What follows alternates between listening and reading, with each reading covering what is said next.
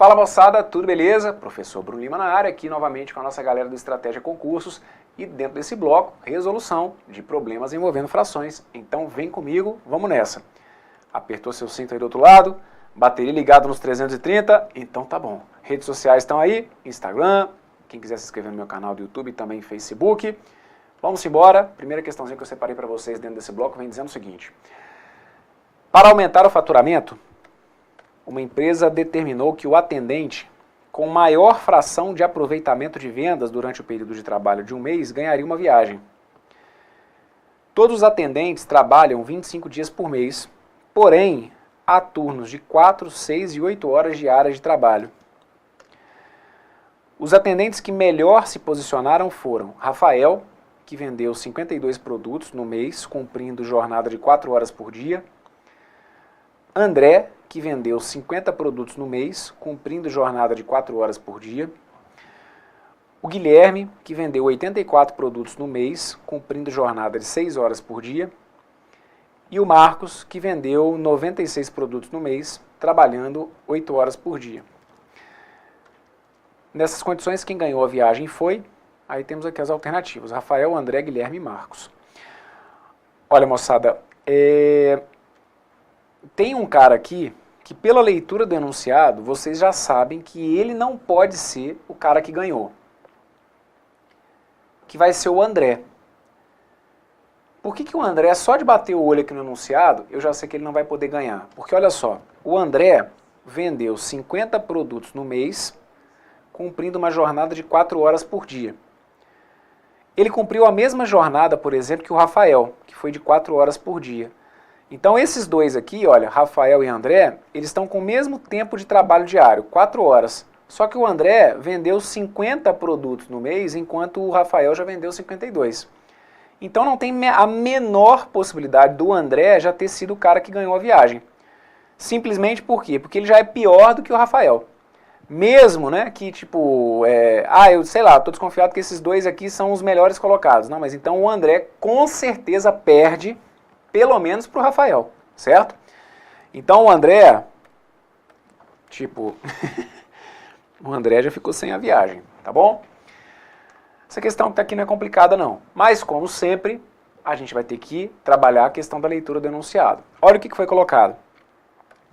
Para aumentar o faturamento, a empresa determinou que o atendente com maior fração de aproveitamento de vendas durante o período de trabalho de um mês. Então eles fazem a comparação aqui dessa fração com o tempo de trabalho em um mês.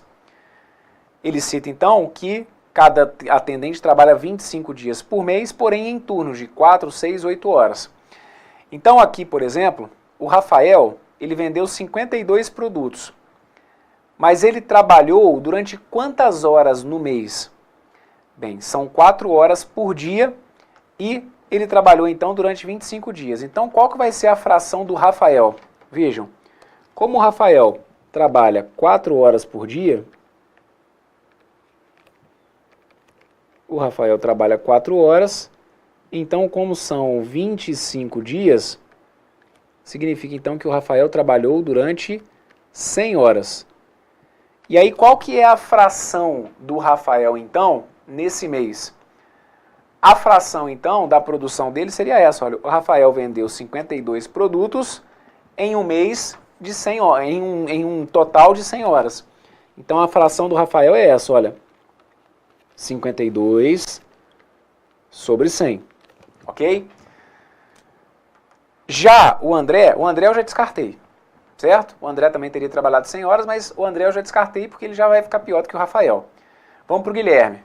O Guilherme trabalhou. Ó, o Guilherme vendeu mais. Né? Se a gente for parar para o lado, você o Guilherme vendeu mais do que o Rafael. Isso, mas também ele trabalhou mais horas por dia. Eu tenho que tentar ver quem de fato é o mais efetivo. Então, bora lá. Ele trabalhou 6 horas por dia, como foram 25 dias, 6 horas vezes 25, eu vou chegar aqui num total de 150 horas. Então, a produtividade do Guilherme foi o seguinte, ele vendeu 84 produtos num universo de 150 horas. ok? E o Marcos? O Marcos foi um cara que vendeu 96, então, de novo, em termos de números, né? O Marcos foi o que vendeu mais. Mas eu não posso simplesmente falar que ele ganhou a viagem, por quê? Porque as jornadas de trabalho diárias são diferentes. Então, dependendo, vamos dizer assim, numa média, né? Vender 52 produtos trabalhando 4 horas por dia pode ser melhor do que vender 96 trabalhando em 8. Então, aqui eu vou trabalhar com a comparação através de um mesmo denominador, que é o que a gente vai fazer já já. Então, o Marcos trabalhou 8 horas por dia, só que durante 25 dias. Então, ele trabalhou durante 200 horas. Então, qual foi a fração que representa aí a produtividade do Marcos? A fração do Marcos acaba sendo de 96 sobre 200, ok? Bem, o que você pode fazer então a partir daí? Claro, você pode trabalhar com a representação decimal, você pode pegar o 52 e dividir por 100, pegar o 84 e dividir por 150, pegar o 96 e dividir por 200, não tem problema. O que eu vou fazer aqui, já que a gente está abordando dentro desse bloco justamente a parte de frações, é fazer um comparativo dessas frações. Só que aí, bora lá, vamos pensar comigo aqui o seguinte. Tá vendo essa fração que está aqui, olha, 96 200avos? Se eu quiser, eu posso simplificar essa fração, concordam? 96 200avos, se eu quiser, eu posso dividir por 2. Então, 96 por 2 vai ter que dar 48, e o 200 por 2 vai ter que dar 100. Então, repara que essas duas frações agora, olha, elas estão com os mesmos denominadores. E, com isso, eu já posso concluir que o Marcos não levou. Por quê? Porque em termos de produtividade, essas 96 em 200 é como se fossem proporcionais a 48 em 100. E aí, nas mesmas 100 horas, o Rafael teria feito quantas? Teria feito 52. Então, tá vendo aqui que a fração do Marcos ela já é menor que a fração do Rafael? Então, o Marcos também, olha, já está descartado. Ok? Restaria para mim, então, aqui nesse caso agora, fazer a comparação entre a fração 52 centésimos e a fração 84 150avos.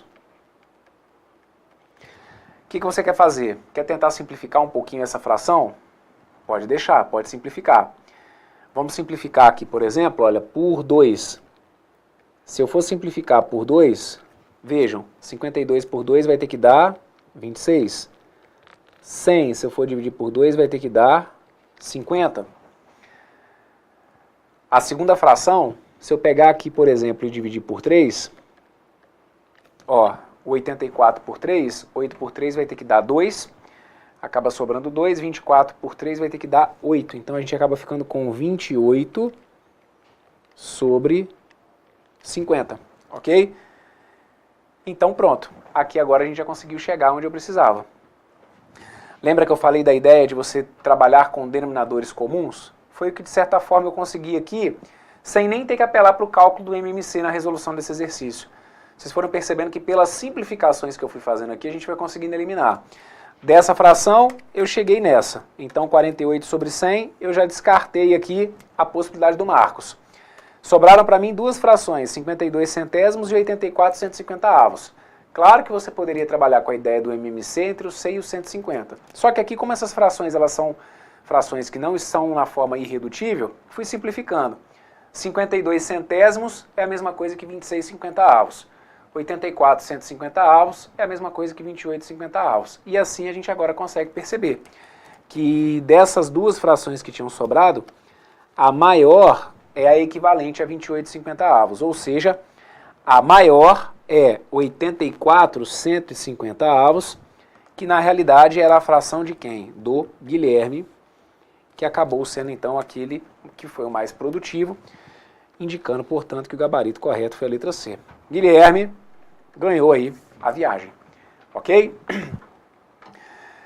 Então tá vendo? Olha, questão que a gente não faz uso de nenhum cálculo assim mirabolante, nenhum raciocínio de outro planeta. A gente está brincando aqui o tempo inteiro com fração, mas com uma pegada forte para a noção da interpretação dentro do problema, ok? Verifiquei se ficou entendido. Gabarito correto para essa que está aqui então, letra C, e assim está feita essa. Vamos comigo? Vamos embora? Próxima. A biblioteca de uma escola comprou 140 novos livros, ficando com 27,25 do número de livros que tinha antes da compra. O número de livros antes dessa compra era, e aí vem aqui então essas alternativas: 1750, 2500, 2780, 2140 ou 1140. Vamos pensar comigo? Olha só. A biblioteca de uma escola ganhou, ou melhor, comprou 140 novos livros, ficando com 27,25 do número de livros que tinha antes da compra. Moçada, vamos pensar comigo o seguinte. O número de livros que eu tinha antes da compra representava o meu total. É como se fosse o meu inteiro, né? Ah, quantos livros que eu tinha antes da compra? Ah, eu tinha um total de livros, que é como se fosse o meu inteiro. Quando eu falo para vocês que com a compra desses novos livros eu passei a ficar com 27,25, é como se eu entendesse que esses 2,25 corresponde então à fração dos novos livros, né? Veja se fica claro isso para vocês. O que passou aqui? Olha, se eu estou com um denominador que era 25, é porque eu tinha lá o meu inteiro dividido em 25 partes. O total de livros que eu tinha antes é como se fosse o quê? É como se fosse 25,25, que era o meu inteiro. Como eu comprei novos livros, eu excedi aquele meu total, eu excedi aquele meu inteiro. Então, que fração daquela que foi apresentada ali excede o meu inteiro? Justamente os 2,25. Se o meu inteiro foi dividido em 25 partes, se eu uso 27, é porque eu tive duas dessas partes de 25 que representaram para mim o meu excesso.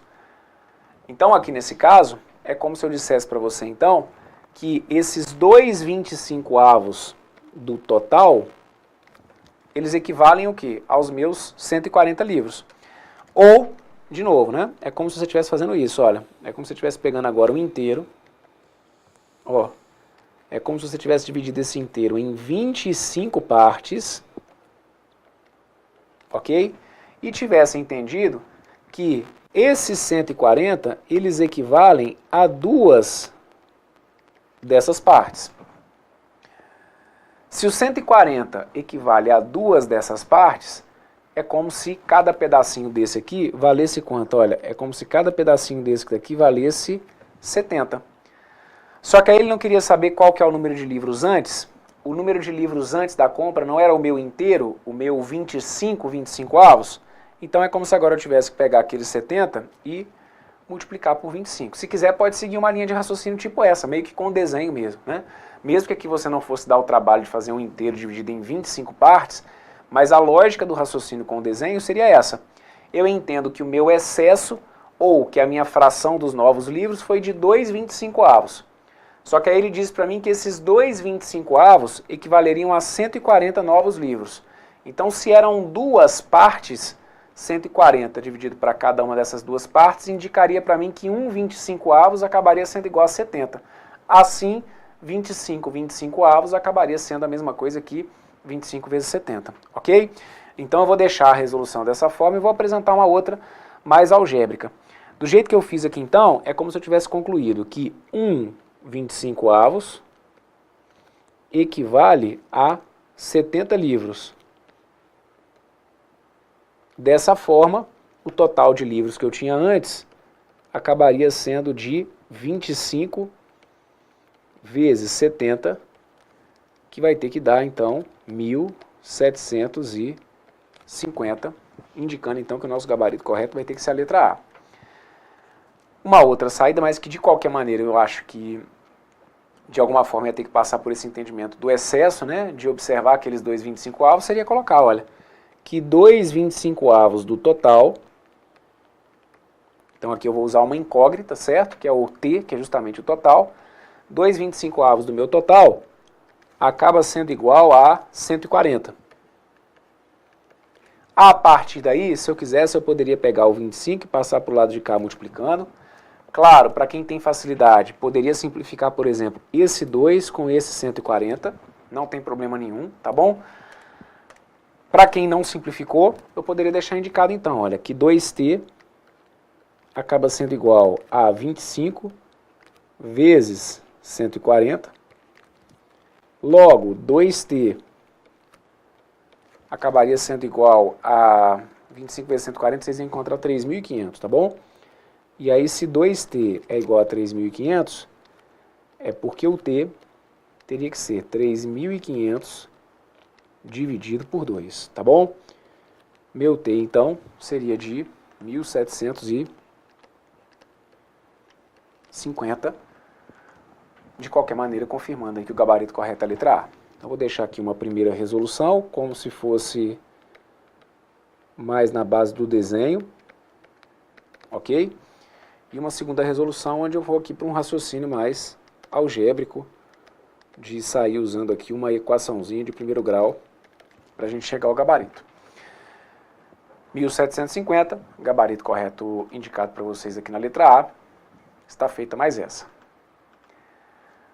Dá uma olhada comigo nessa que está aqui. Dá até medo, né? Mas é tranquilo, olha só. Ele pergunta para vocês aí qual que é a ordem crescente correta dessas frações. Então essa que está aqui já é uma que não tem praticamente nada de interpretação, né? Porque é daquelas que o examinador já deixou muito clara qual é a situação. Olha, eu quero em ordem crescente. A única coisa que você ia ter que entender é que ordem crescente é então a indicação do menor valor para o maior. Tem que olhar para aquelas frações como se fossem números. Então eu tenho que perceber qual daqueles números que é o menor e qual daqueles números que é o maior. Bem, aqui o que eu queria chamar a atenção de vocês é o seguinte. Nesse conjunto de 6 frações que foi apresentado aqui, eu tenho 2 frações que eu posso dizer que são impróprias. Como assim fração imprópria? Não se esqueçam, o que são as frações impróprias na matemática?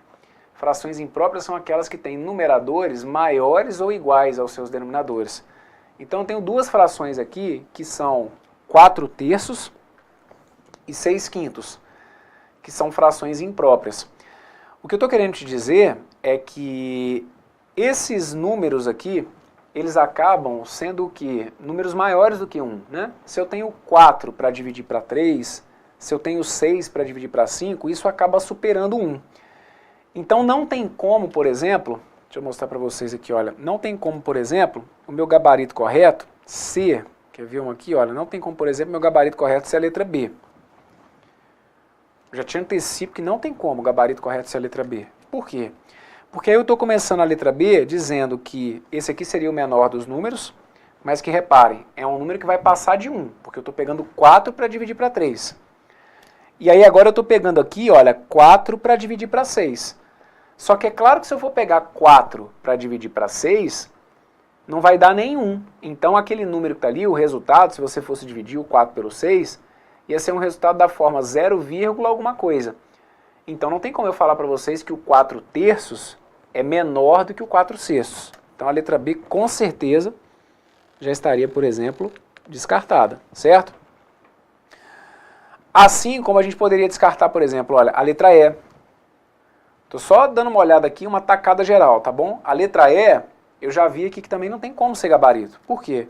Porque, olha, aqui na letra E, ele coloca o 4/6 entre o 4/3 e o 6/5. O meu gabarito, moçada, tem que trazer o 4/3 e o 6/5 como os 2 últimos números, ok? Então aqui, olha, 4/3 e o 6/5, se tem o 4/6 entre eles, não dá, tá bom? Essa que tá aqui, olha, tá fora, certo? E assim a gente poderia ir tentando descartar. Bem, aí também tem um detalhe. Você sabe, não, 4 dividido por 3 dá 1,3. O 6 dividido por 5 dá 1,2. Então, o 4/3 tem que ser o maior. Então você ia perceber que a única em que o 4/3 é o maior, as únicas, né, em que o 4/3 é o maior, acabam sendo as letras A e D. Então a letra C, para quem foi um pouquinho mais além, e tipo, meio que já fez até um cálculo, né? 4 dividido por 3, 6 dividido por 5, você ia ver que realmente o 4 dividido por 3 supera o 6 sobre 5. 4,3 não, né? O 1,3 supera o 1,2, né? O 4/3 supera o 6/5. Então, enfim, aqui eu estou mostrando possibilidades, tá? Que vocês poderiam talvez ter enxergado para ir eliminando algumas alternativas. Bem, vou fazer o seguinte, eu vou trabalhar com a ideia, então, de um denominador comum. Fechado? A gente viu que uma possibilidade que a gente tem para comparar frações é a de trabalhar com denominadores comuns. Até mencionei aqui a questão da divisão, mas, na pior das hipóteses, você pode trabalhar com um denominador comum. Para chegar a esse denominador comum, você faz o cálculo do MMC. Então, vou fazer aqui, olha, o MMC de 3, 5 e 6, que são os números que eu tenho ali. MMC de 3, 5 e 6. Então, se eu fosse calcular aqui o MMC de 3, 5 e 6, ó, o 3, o 5 e o 6, se eu for dividir por 2, 3 por 2 não dá. 5 por 2 não dá, 6 por 2 dá 3. 3, 5 e 3, se eu for dividir por 3, 3 por 3 dá 1, 5 por 3 não dá, 3 por 3 dá 1. 1, 5 e 1, se eu for dividir por 5, 1, 1 e 1. Então a conclusão é de que o meu MMC acaba sendo igual a quanto? Acaba sendo igual a 30, né? 2 vezes 3 dá 6, 6 vezes 5 dá 30. Então eu vou colocar aqui, olha, 6 denominadores, 30. Olha, aqui eu estou indo, por exemplo, para um cálculo usando o 30 como um denominador comum, mas aqui vocês tinham, por exemplo, olha, 4 frações que tinham o denominador 5. Como aquelas frações ali, elas têm o mesmo denominador, o numerador é o que iria decidir. Então, das que foram apresentadas aqui, vamos ver se a gente encontra alguma incoerência. Olha, não, se bem que das que sobraram, todos os resultados aqui acabaram sendo coerentes, né? Porque aí eu tenho aqui, olha, o 2 na frente do 3, na frente do 4, na frente do 6, 2 na frente do 3, na frente do 4, na frente do 6. Então, com relação a isso, a gente realmente não conseguiria descartar não, tá bom? Mas é um ponto para vocês observarem também, né? O fato de que se os denominadores são idênticos, o numerador deles é que acabaria decidindo. Então, bora lá. Vou colocar aqui então, olha, o 30 como um denominador comum, e aí a gente começa. Divide e depois multiplica. Então fica 30 dividido por 3, que vai dar 10. 10 vezes 4, que vai ter que dar 40. 30, se eu for dividir por 5, vai dar 6. 6 vezes 4 vai ter que dar 24. 30, se eu for dividir por 6, dá 5. 5 vezes 4 vai ter que dar 20. 30, se eu for dividir por 5, dá 6. 6 vezes 3 dá 18. 30, se eu for dividir por 5, dá 6. 6 vezes 6 dá 36. 30, se eu for dividir por 5, dá 6. 6 vezes 2 dá 12. Ó, tenta entrar no exercício e perceber o que você acabou de fazer aqui, tá? O que você está concluindo e o que você está me afirmando é o seguinte, que essa fração que está aqui, olha, ela é a mesma coisa que essa. Olhar para o número 4/6 é a mesma coisa que olhar para o número 20 e 30 avos. Esses dois números eles são idênticos, escritos, porém, de maneiras um pouquinho diferentes. Mesma coisa aqui, o 6/5 e o 36/30 avos. Falar do 6/5 é a mesma coisa que falar do 36/30 avos. São números escritos de maneiras diferentes, porém equivalentes. Então é por isso que eu posso sumir com essa bagunça que está aqui, olha, desses denominadores, todos diferentes uns dos outros, e trabalhar com denominadores comuns, porque aí agora eu jogo todo mundo no mesmo barco. A partir do momento que eu tenho o mesmo denominador, a minha comparação fica mais tranquila. O que eu vou perceber então? Que desses numeradores, o menor deles é o 12/30 avos. Então significa que dessas frações, a menor delas é 2/5. Então eu teria que colocar assim, olha, que 2/5 é menor que Então as alternativas que sobraram ali, todas elas trazem o 2/5. Então, ó, já risquei aqui o 2/5, ok? Porque é como se eu tivesse tomado ali o 12/30. Perfeito. Depois do 12, qual que seria o próximo denominador? Seria o 18/30. Só que qual que é a fração que é equivalente a 18/30? É a fração 3/5. Então 2/5 é menor do que 3/5. Ok? As duas também trazem isso. O desempate vai vir agora, ó. 2/3 é menor do que 3/5. Desculpa, 2/5 é menor do que 3/5. Depois do 18, qual que seria a próxima? A próxima seria essa aqui, olha. 20/30. Quem que é equivalente aqui do 20/30? A fração 4/6. Então tá aqui, olha. Que é menor que 4/6. Meu gabarito correto vai ficar indicado para vocês aqui, olha. Lá na letra A, tá bom? Tira aqui a letra D. Porque aí agora com certeza a resposta correta é a letra A. Seguindo, a gente teria o 24/30. 24/30 é a fração equivalente aqui, olha, do 4/5. Depois, eu teria o 36/30, que é a fração equivalente do 6/5. E teria o 40/30, que é a fração equivalente aí do 4/3. Tá bom? Então tá aqui, tudo feito bonitinho e batendo aí com o que a gente colocou na letra A. 2/5 menor que 3/5, que é menor que 4/6, que é menor que 4/5, que é menor que 6/5, que é menor que 4/3. Fechado? Para quem optou por trabalhar com os decimais, problema nenhum. O objetivo aqui dentro desse bloco é reforçar com vocês as noções sobre frações. Fechado? Gabarito correto então aqui, letra A. Vamos dar uma olhadinha nessa, que vai ser a última que a gente vai fazer então dentro desse bloco. Enunciado vem dizendo o seguinte, olha, Ali e Babá disputaram um torneio de duplas de dominó. Dos jogos que disputaram, venceram 3/5 e empataram 1/4. Se perderam apenas 6 vezes, quantos jogos a dupla disputou? Bom, vamos pensar comigo? Vejam, quando a gente fala aqui de um torneio, ou de uma disputa como essa, eu vou poder ter basicamente então as 3 possibilidades, né? Eu vou ter vitória, empate e as derrotas. O que eu vou fazer? Eu vou somar aqui, olha, a fração 3/5 com a fração 1/4. Se eu for pegar aqui o 3/5 e o 1/4 e somar, vamos ver a que fração a gente chega. Aqui tem um detalhe que é o seguinte, Bruno, oi, cara, lá nas alternativas eu já descartei 2. Quais que você descartou? Não, Bruno, eu descartei 34 e descartei 17. Ah, mas por quê? Ah, porque, professor, eu pensei o seguinte, olha, se o cara tivesse disputado 34 partidas, como que ele ia vencer 3/5 dessas partidas? 3/5 de 34, pô, Bruno, 34 não é um número que dá para eu dividir por 5. Então, eu já descartei a letra A. E a mesma coisa eu fiz com 17. Porque se eu fosse calcular 3/5 de 17, 3/5 de 17 são 3/5 vezes 17. E aí o 17 era um cara que eu não ia conseguir dividir por 5. Então eu descartei. Faz sentido isso que eu falei aqui? Sentido total.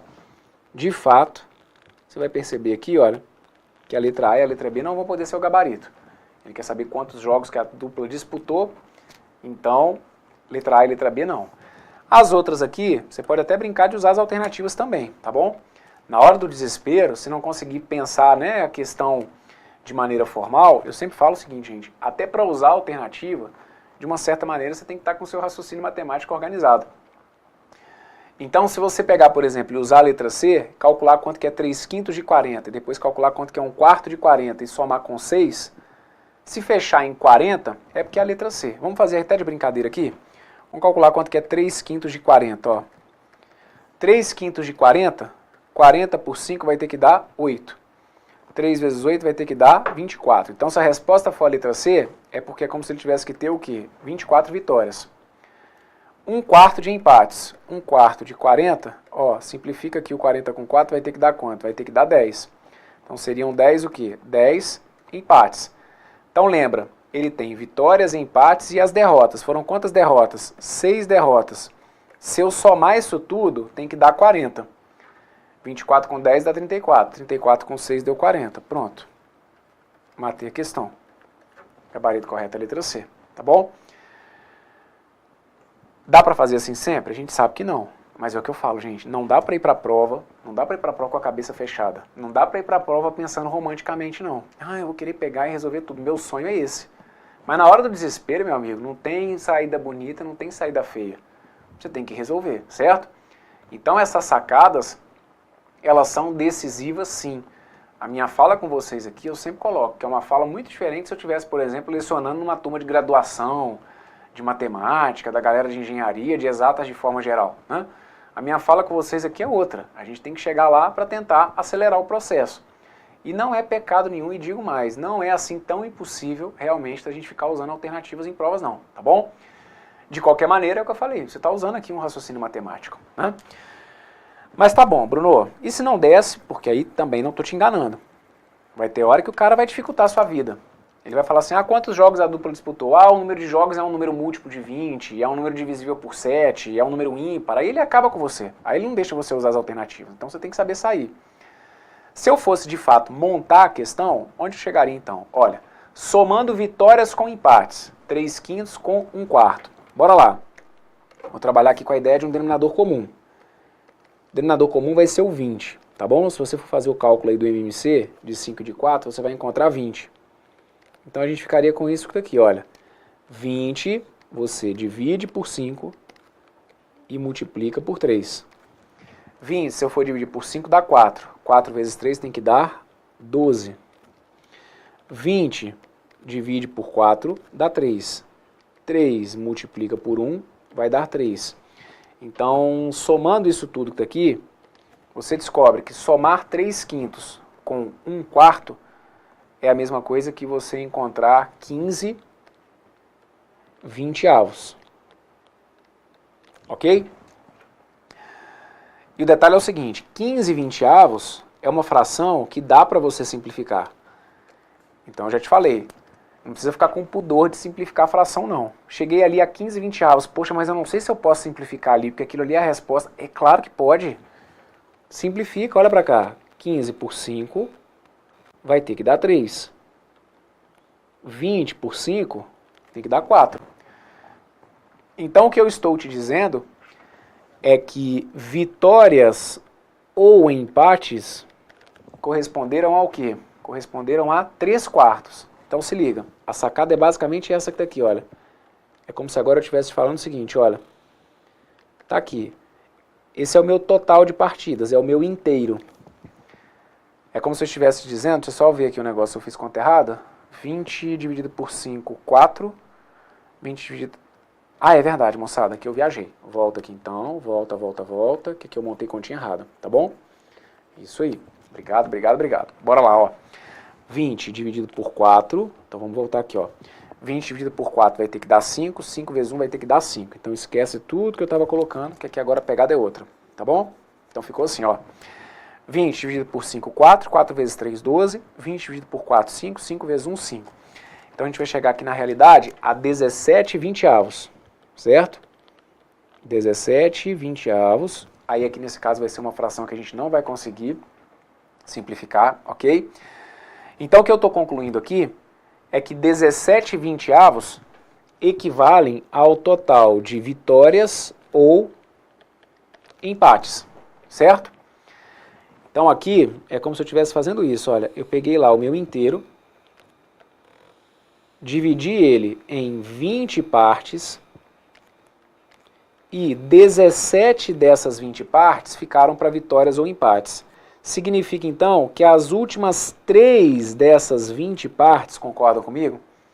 Elas representariam para mim o quê? As derrotas. Certo?